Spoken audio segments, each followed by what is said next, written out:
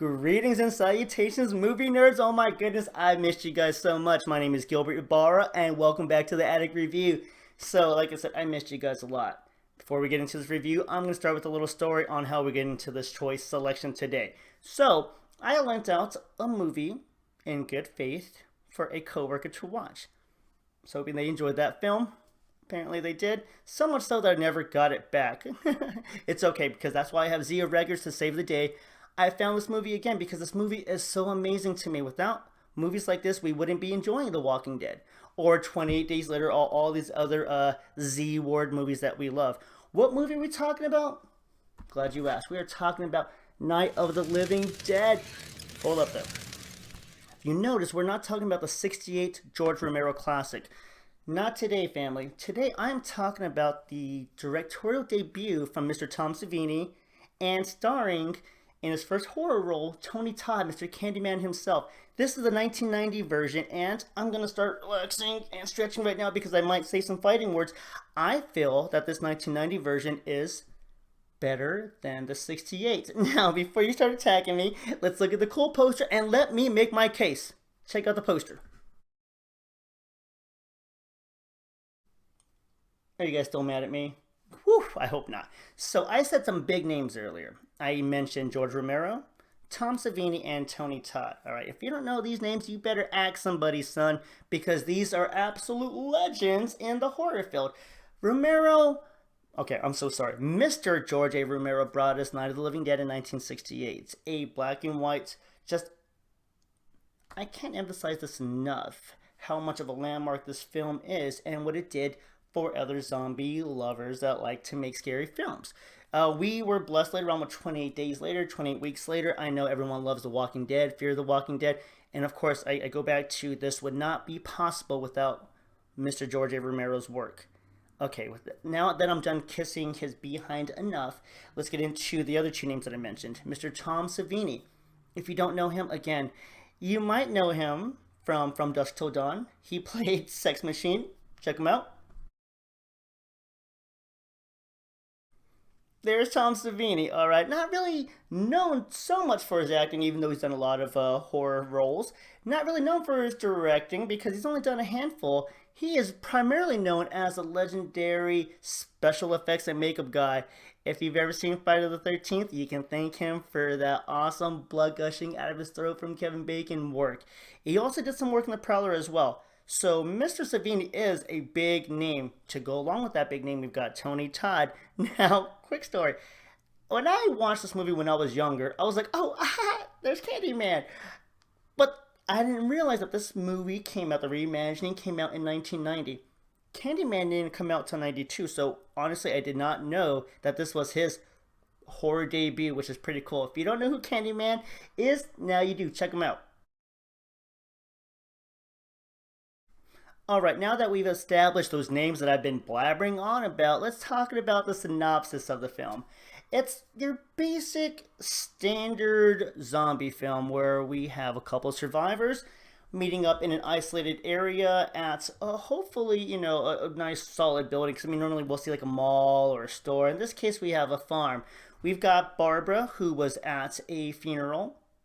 Didn't turn out so well. All of a sudden, her brother gets 187 by a zombie.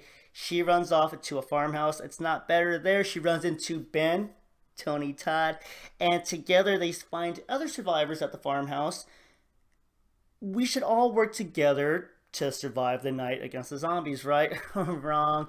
Because in most zombie films, we're going to have one side that just me. Then you have the other side of what's better for the whole group. And of course, these two are going to clash constantly. What's a zombie film without that faction? So, all that being said, there's not too many differences between the original, the 68 version, and the 90 version. Slight differences as far as maybe pacing, and the ending was a big one, which for the 60s at the time and 70s, racism was still very much alive, and casting of the black lead, the protagonist, wasn't an accident, and the ending was a lot more powerful given the circumstances and the time. This new version, the 1990 version, didn't really go into that, and I think a lot of people were kind of pissed off about that, which, I get it, but it's kind of unfair because this is a reimagining. So I really want to talk about because we have all the great elements for this film. I personally, I loved the whole setting of the farm area. It was scary, great scenes, great deaths, great music. I mean, I loved it. So I'm just baffled as to why this isn't more popular.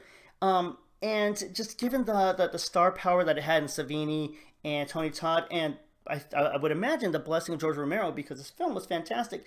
What happened? So let's get into a couple of reasons why this got lost and why this still should be given a chance to be, a classic for all horror lovers. So let's get into that right now, guys. Three. I would say three reasons why Night of the Living Dead, the 1990 version, did not come into fruition and become the monster and powerhouse that it deserved to be. The first one, time. I swear, so it came out in 1990. We had just crawling out of the 80s, and I can't recall too much because I was a youngin around 1990.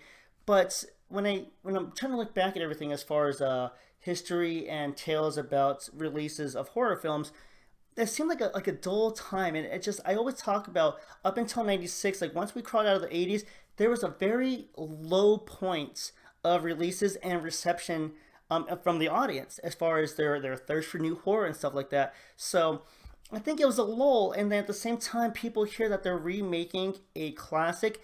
I think it just got overlooked for the time and that the fact that it was going to be a remake. Second thing, I feel that we have too many purists. People are going to defend the 68 version as being the best one available no matter what. And so I think that a lot of the purists drove away themselves, first of all, and then probably got into the ears of other horror fans like, hey, don't watch that bullshit. It's a remake. I strongly feel that that was a big reason. The third reason I just stumbled across this fact is that Tom Savini was really grounded. Like he had his wings clipped left and right to the point where I read that I think he said maybe 40% of his ideas got on screen, and the MPAA, if that was still there at the time or if that was established, the Motion Picture Association originally had it as an X, like an NC-17, unless he made a lot of cuts. And he was talking about it in the documentary and other articles that I've read that he believes that the film wasn't as popular as it should have been because of all of those cuts. He was just saying it was a disaster. Probably the production was the biggest nightmare of his life, which kind of makes me sad because this film is, like I said, I can't stop just fawning over it. I think this movie is fantastic, but to hear that it was so much of a pain in the side for him almost makes it like unenjoyable. Now I'm still gonna enjoy it though, but damn, that was just harsh. It was really harsh. So I think those three factors really put a damper on the light that this movie should have brought to horror fans. So now I'm gonna get into not being a negative Nancy anymore. I want to talk about why you should watch this film and why I think it could be better than the original. Hear me out. Let's go. Alrighty, I hope we're ready to hear why I feel it is superior than the 1968 version. First of all, we have color. Now, I know you're like, Gil, but it's cooler in black and white. I'm not going to argue with that because I do like noir films. I like black and white elements. I truly do. But with the color in this film, I think it's cool because of the setting. The setting, you have this beautiful farmhouse out in the middle of nowhere. And in black and white, it looks scary in the original. But with this one, with the luscious color, and then we have just the impending darkness and gloom over the light, meshing with like the clothing from the zombies and the clothing of the countryside. It's really neat to see that contrast of light against the gloom, and I loved every element of that. In fact, let's look at that farmhouse real quick.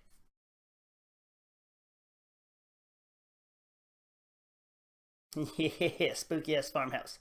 Check. A big thing about zombie movies that I notice and I enjoy is a little thing called barricading. I think I made that up. It's mine now.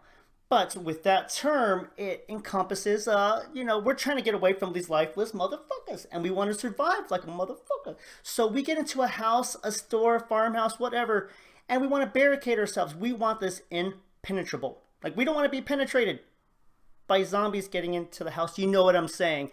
So our goal, keep zombies out, and we want to find whatever resources we can. And this film does a wonderful job of creating just such, panic and anxiety. Because the first film, It was cool, but the zombies were just slow, extremely slow. I mean, I'm not saying that the 1990 version has these guys like steroid infested like those motherfuckers in 28 Days Later. No, no, no. We don't have sprinters here, but it's not as slow as the tortoises crawling around in the 68 version, right? This one has a nice even speed, which gives us enough of a chance to be like, oh my god, they're coming, but we can still fix this house, which is awesome because I relate this to that feeling that this movie gave to me that anytime I'm in anybody's house now, I automatically like, oh man, that's a lot of windows. Damn, do we have any tables? Do we have any other doors to board this up because of this film? And that's why I'm so drawn to it. Just seeing those zombies wandering around the house and trying to get in and them trying to find like solid doors to protect themselves and keep them out. Oh my god, it's so cool to see. Like, let's just look at some of the zombies real quick and them trying to get into the house.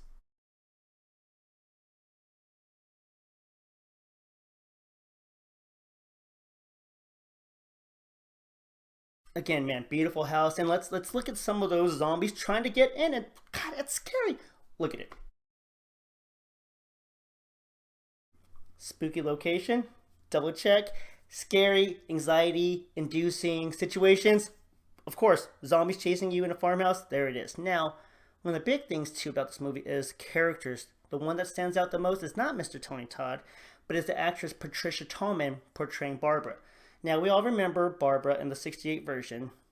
Her brother Johnny got killed and they were looking for her mom. You know, her mom's running amok as a zombie mom. And she just breaks down left and right. I understand that. Now, but the 1990 version, sure, Barbara again witnesses her brother getting killed. Zombie mom was around. She experiences some shell shock, but she snaps right out of that shit, which is so cool. And I'm glad Tom Savini did that. Tom Savini pushed really hard for her to be the strong, like, heroine, the savior of the group. Like, she's gonna be the final girl. She reminds me a lot of Sidney Prescott in Scream, which is, again, I'm not sure why she isn't talked about more because unlike the character in 68, which just rolled over and essentially just gave up, this Barbara is a fighter and it's so badass. Like, she is fierce. Like, look at this right here. Look at the still shot of her just displaying her badassness.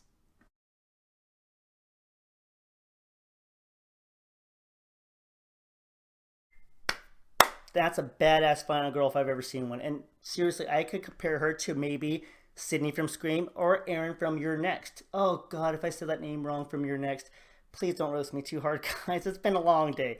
So anyways, those are my talking points as to why I personally feel Night of the Living Dead 1990 is slightly better than the 68 version, alright? Now, I'm not saying that I'm right or that I'm wrong, but I am right.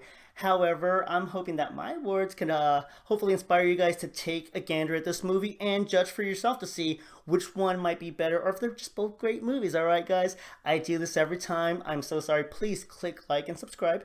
Tell some friends, tell some family. If you've already subscribed, thank you guys. And thank you so much for watching, guys. This is a lot of fun. I'll see you guys soon. And do me a favor in the comments, leave some movies that you're on the fence about. I would love to discuss those with you guys as well. All right, you guys, smile tiger, have a good one. Thank you for joining me.